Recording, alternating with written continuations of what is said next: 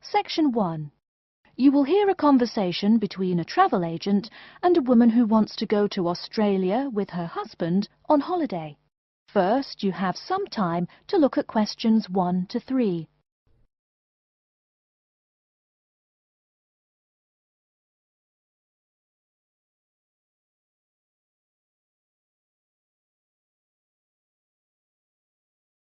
You will see that there is an example which has been done for you.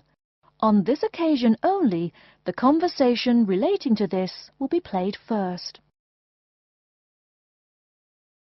Good morning. I've been looking at your holidays to Australia in your brochure. I'm thinking of going during the second half of next month. Good morning. As you can see from our brochure, we offer a wide variety of packages to various destinations in Australia. Is there anything in particular that interests you? The woman says that she has been looking at the holidays to Australia in the brochure, so brochure has been written in the space. Now we shall begin. You should answer the questions as you listen, because you will not hear the recording a second time. Listen carefully and answer questions 1 to 3. Good morning. I've been looking at your holidays to Australia in your brochure.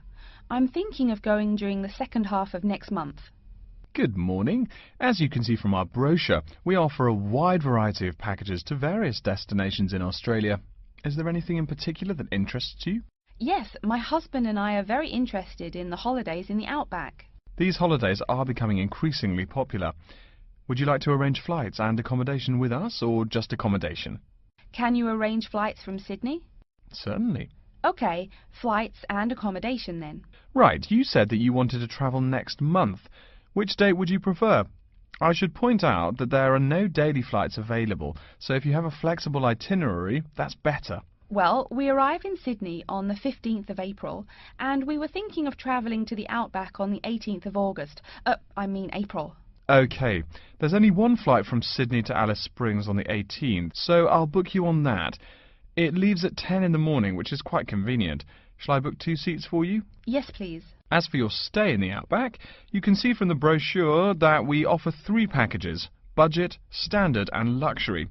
The budget package is about $500 Australian dollars, the standard package is about $700 and the luxury one is approximately $1,000, though it does depend on exactly what you would like regarding extras. Which one would you prefer? Well, we can't decide between the budget and standard options. Ah, well, actually, just looking at my computer here, on the date that you want to fly into Alice Springs, there is no standard accommodation available. It's fully booked, I'm afraid. That's okay. We think that the cheapest one should be fine for us. We don't mind roughing it for a few days, and we don't expect to be spending much time at our accommodations. We prefer the outdoors. Right, let's look at the room options. Before you hear the rest of the conversation, you have some time to look at questions 4 to 10.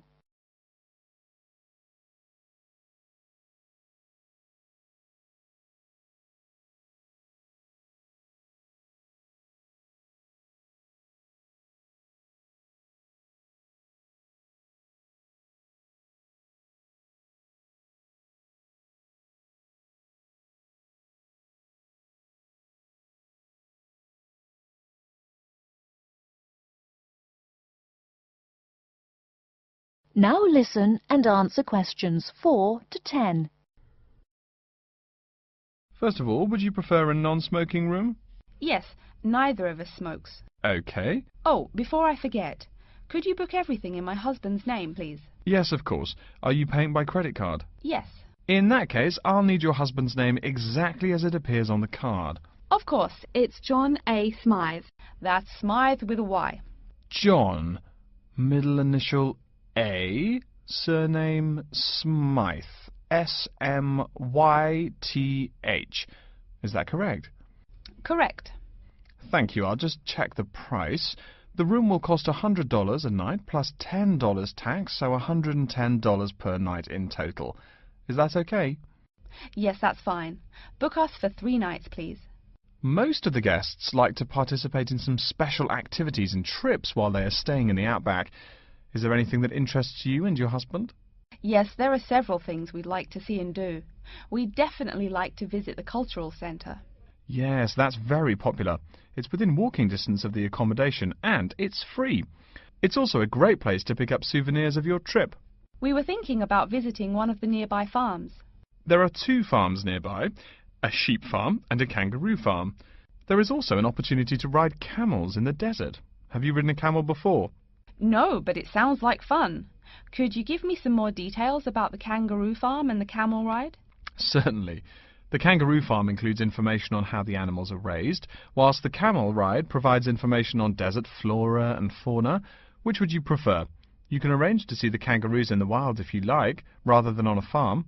That sounds perfect. OK, we'll go on the camel ride and see the kangaroos in their natural habitat. OK, I'll arrange that for you. I forgot to mention that the journey also includes a stop at a place of Aboriginal artwork. It's a place well known for its stone carvings of animals and mythical creatures. That sounds great. Are the carvings in the desert? Yes. Wonderful. Well, that's perfect then. I'm sure you'll have a lovely trip, but remember that you need to take care in the sun. Yes, we're really looking forward to our trip. We really want to try to experience the dream time under the stars. Of course. That's what a trip to the outback is really all about. Yes. Now, how about the cost? That is the end of section 1. You now have half a minute to check your answers.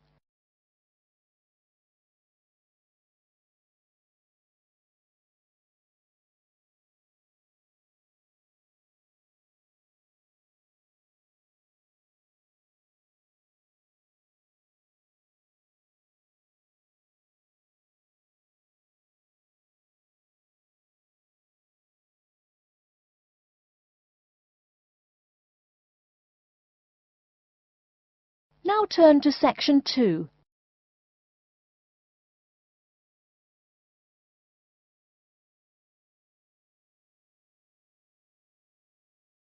Section 2. You'll hear an announcement which is looking for some volunteers. First, you have some time to look at questions 11 to 15.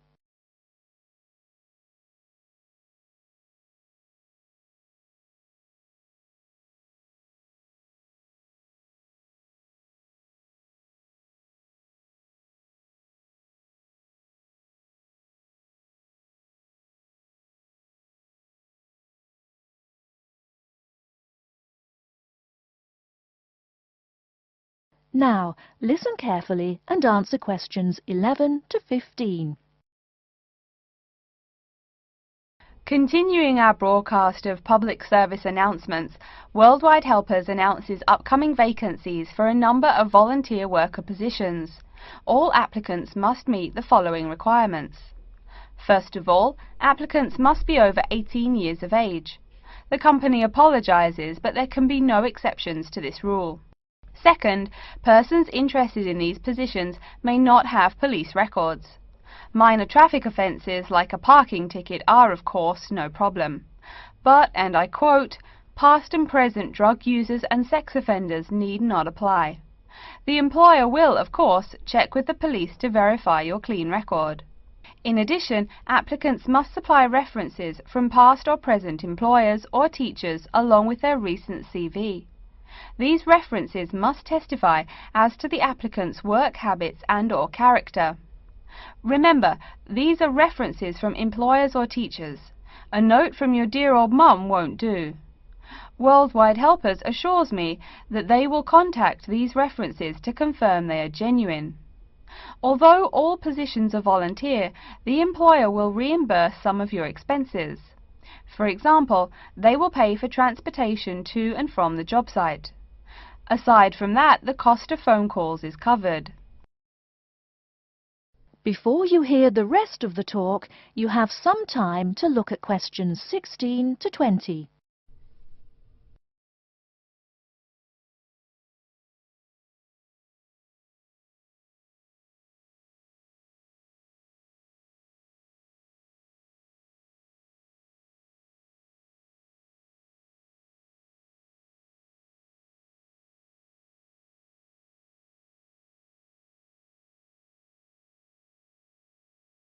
Now listen and answer questions 16 to 20.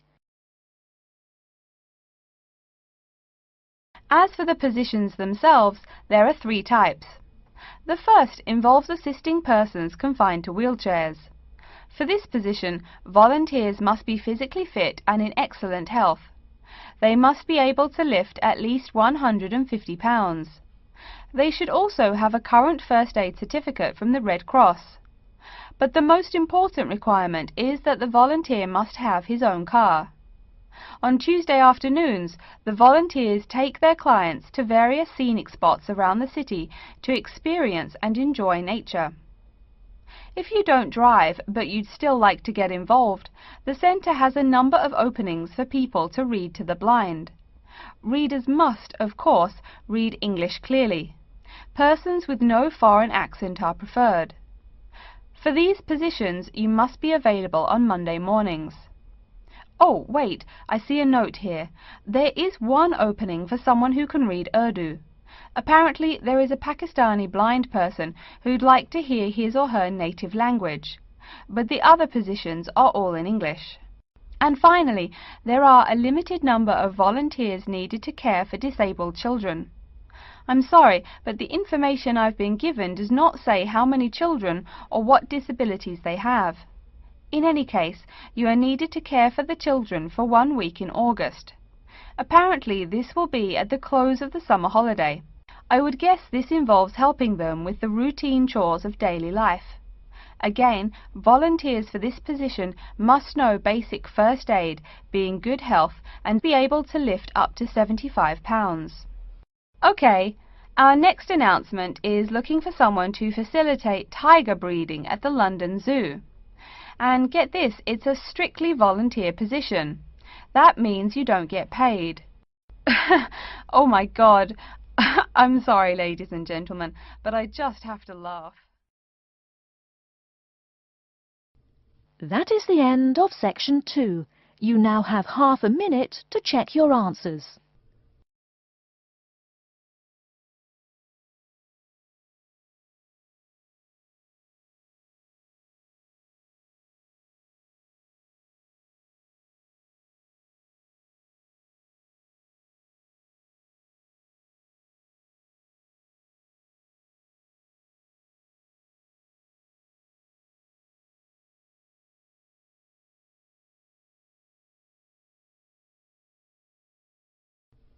Now turn to section 3.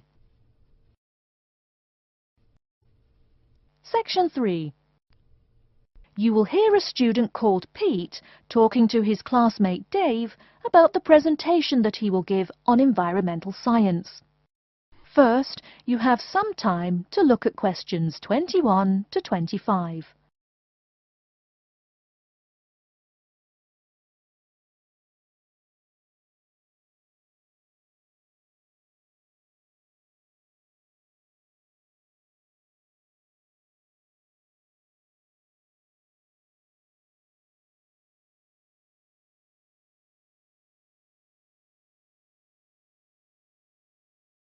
Now listen carefully and answer questions 21 to 25. Are you just leaving the library now? I saw you get there at 8 a.m. Yeah, I've been there all day. What for? They hire a cute new librarian or something? I wish. No, it's the presentation that I will give in environmental science the day after tomorrow. What's it about? I heard you were really excited about the class. And Dr. Schnee also calls you for the arcane questions, as he calls them. It's about environmental damage in the Yucatan. Excuse me, what? Or is that where? The Yucatan. It's a state in southeast Mexico. So what's happening there? Agriculture is having a really adverse impact on the environment. There are too many farmers doing too much farming. It's really destroying the forests and ruining the soil. Deforestation is a major problem there now. How did you learn about this? I don't recall Dr. Schnee saying anything about it in lecture. Yes, but my brother went there last month. You know, to look at the old cities like the Maya Indians built. That's what first got me interested. Your brother Tom? No, Dick, Harry's twin. Anyway, He told me how few trees there were now, and how much empty ground that grows almost nothing. He said the place looked more like the desert than jungle in some parts. It brought environmental damage, so I started looking for materials in the library. Here, look at this magazine. What's in it? It's an old issue of National Geographic. It includes interviews with tourists who have been there in the past few years. It's pretty bad. See the photos? I see the photos, but one or two photos don't prove anything. Then read what the article says. Right there. The first thing it points out is how soil samples show it's hard for anything to grow there. It says how an area of 21,000 square kilometers has lost most of its forest in the past 10 years. See, there are graphs. As the number of farmers increases, the acres of forest have decreased. It's an inverse relation. Before you hear the rest of the talk, you have some time to look at questions 26 to 30.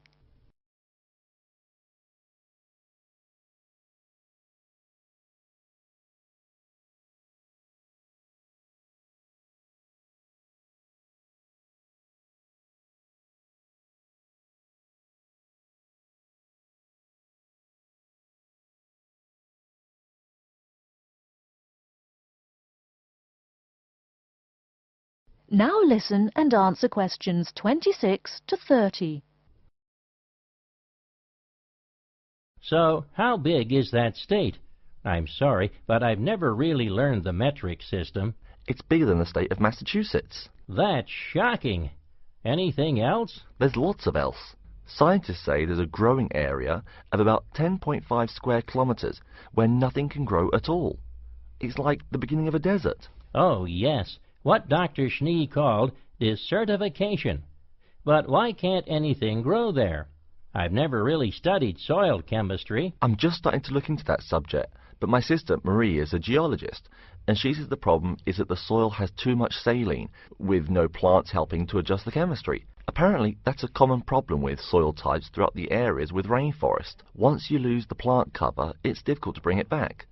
Reforestation is almost impossible, even if the land is not being used for other purposes. Wait a minute. What is saline? Saline is salt dissolved in water. Scientists who have gone there have taken measurements. They do this by gathering a sample of the soil and running a simple test that shows the ionization of the solution. The geology department in our own university has reviewed the soil at the site too. They're right. It looks pretty bad. The level of salinity is going up. But the plants that would solve that problem can't be planted in soil like that. There is a narrow spectrum of salinity in which the plants will grow. And once you pass the threshold, there is no way to put the problem right? Exactly. It's possible that no one can do anything to stop the trend now. And all because of human greed. Wait a second. How do you know these scientists can be trusted? What kind of reputation do they have? Are they reliable? Oh, they're definitely reliable. They include 4 members of the faculty from the geology department right here at MIT. Here, study these photographs and check the damage yourself. That's what Dr. Horst, who wrote the book here, did. He's newly appointed, but Dr. Schnee said that he's brilliant. So, where are you going now? I'm headed over to the geography department to borrow a map for my presentation. You know, this whole problem could have been avoided. The farmers there in the Yucatan... Pete? What? Go take a break. Leave some studying for the rest of us. That is the end of section 3. You now have half a minute to check your answers.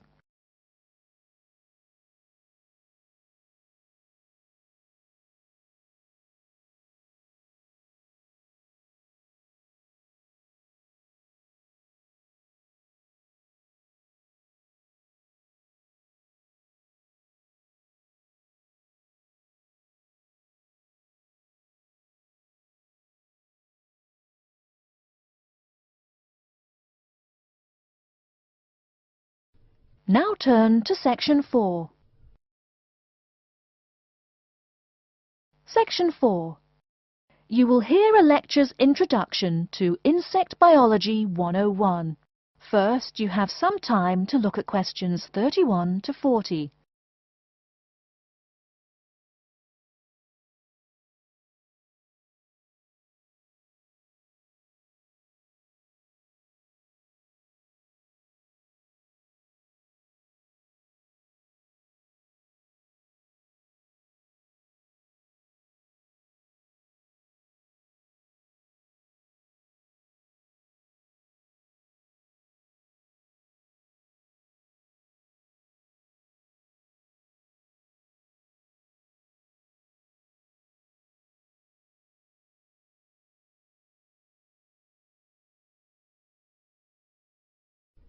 Now listen carefully and answer questions 31 to 40.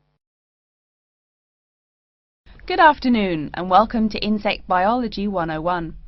I'd like to begin this course with a few remarks about good insects and bad ones. Bugs are all around us, and that's both a benefit and an annoyance, sometimes maybe even serious harm. First, let's talk about the good things that insects do for us. Probably the most important insect for humans, and maybe for all other life, is the bee.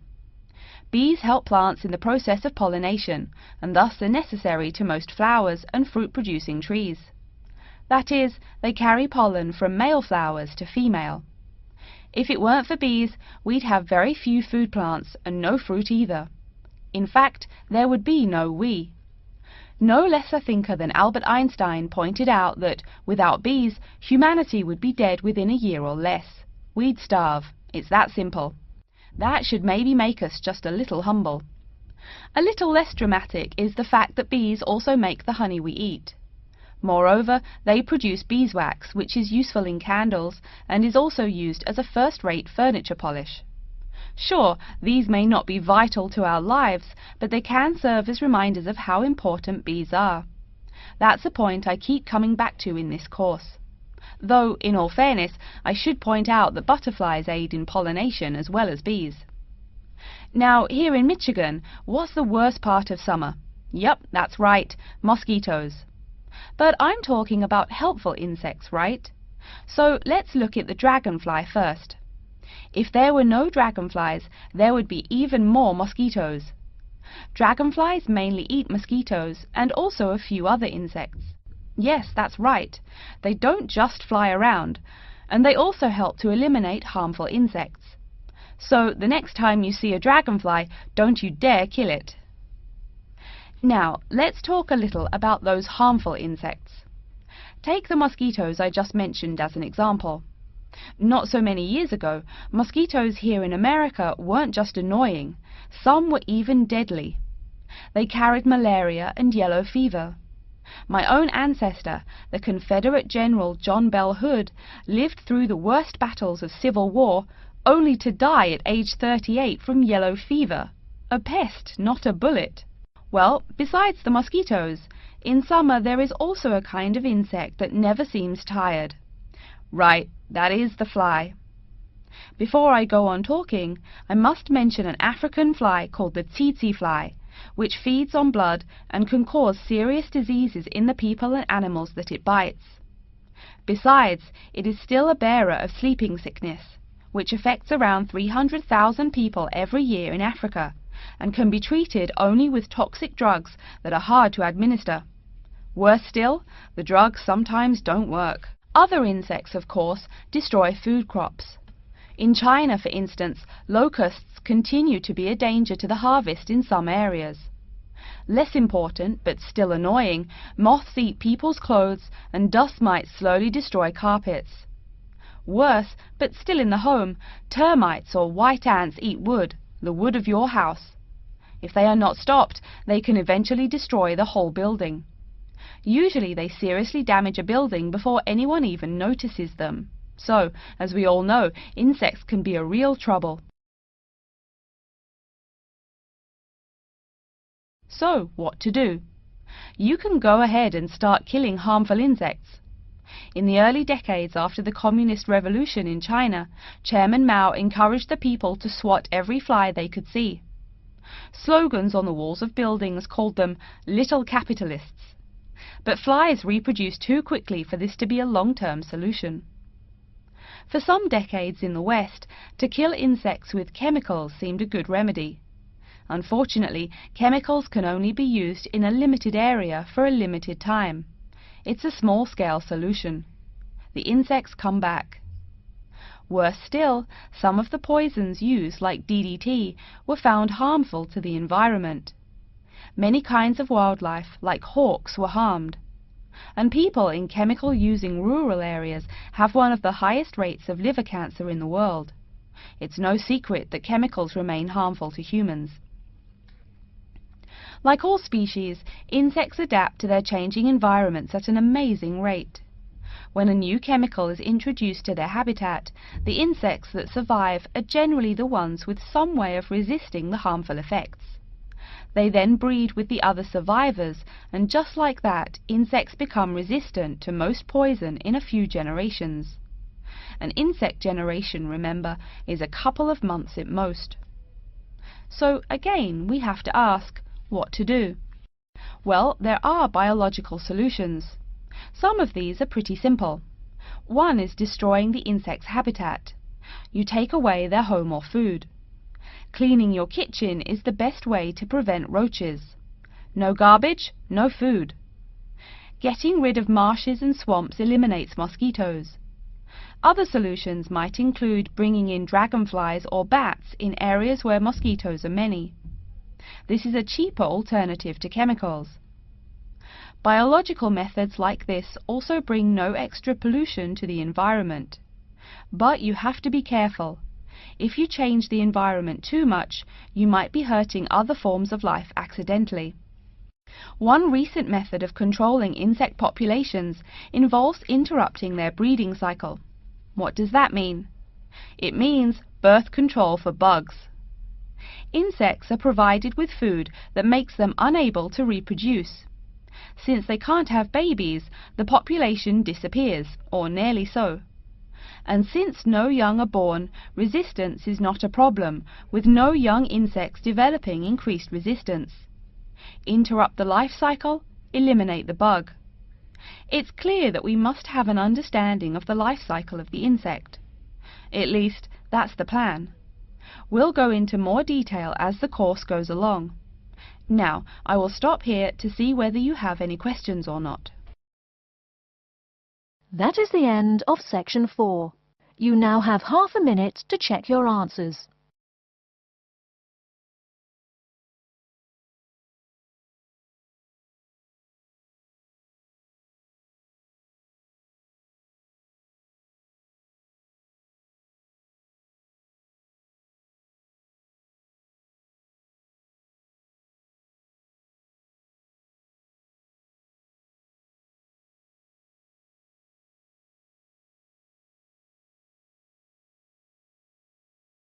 That is the end of the listening test.